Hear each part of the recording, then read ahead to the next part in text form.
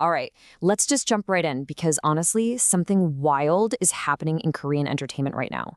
We're talking about a total content storm, and we're calling it the September Rush. I mean, have you noticed this? It feels like every single K-pop group and every K-drama studio got together and decided to drop their biggest project of the year all at the same time. So what's the deal?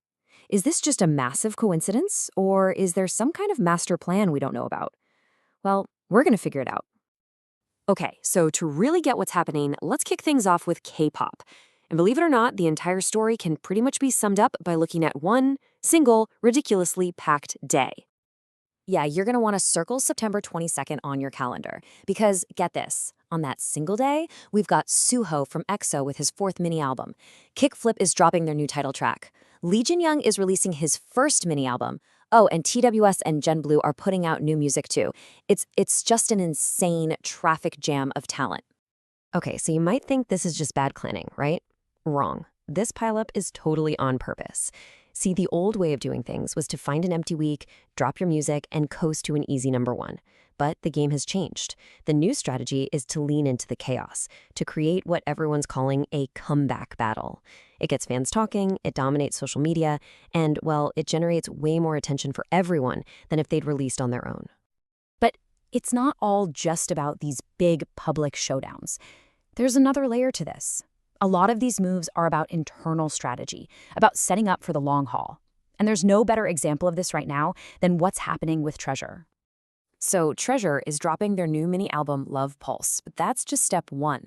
It's part of a much bigger play. Step two, they've actually changed up their leadership structure, with Jungkook and Asahi taking on new roles. And then step three, and this is a big one, key members just renew their contracts early.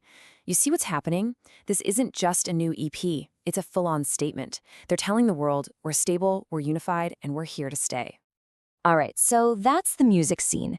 But here's where it gets really interesting. This exact same phenomenon, this jam-packed strategic rush, it's also exploding in the world of K-dramas. September is turning into an absolutely huge month for new shows.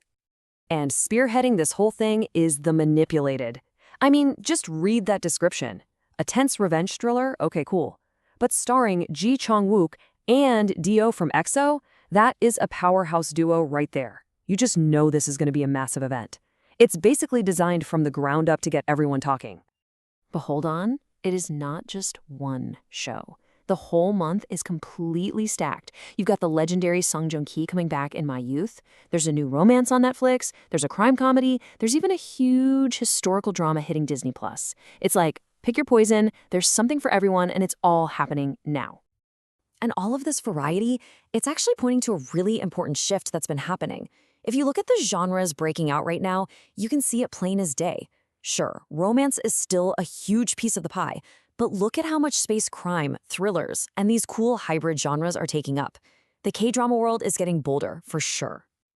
So, in a month this crowded, what actually cuts through the noise?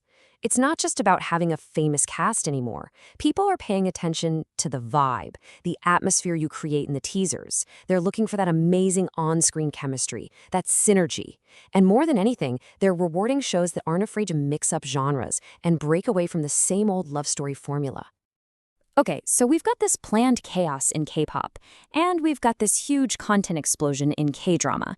So, what happens when you put them together? This is the big picture, the thing that all of this is leading to. The moment where the DNA of K-pop and K-drama starts to combine. And that combination has a name: hybrid content. Think about it. You take the insane global reach and amazing music of K-pop, you mix it with the incredible storytelling and emotional depth of a K-drama, and you wrap it all up in stunning visuals.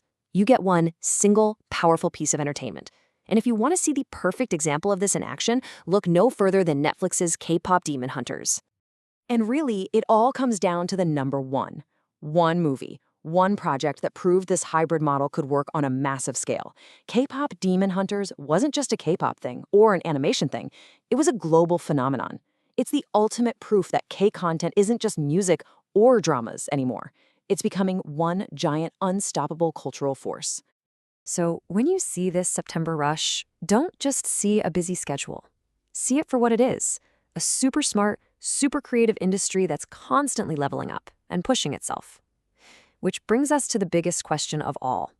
With music, storytelling, and visuals all crashing together like this, what in the world does the next global K-content hit even look like? I have no idea, but I can't wait to find out.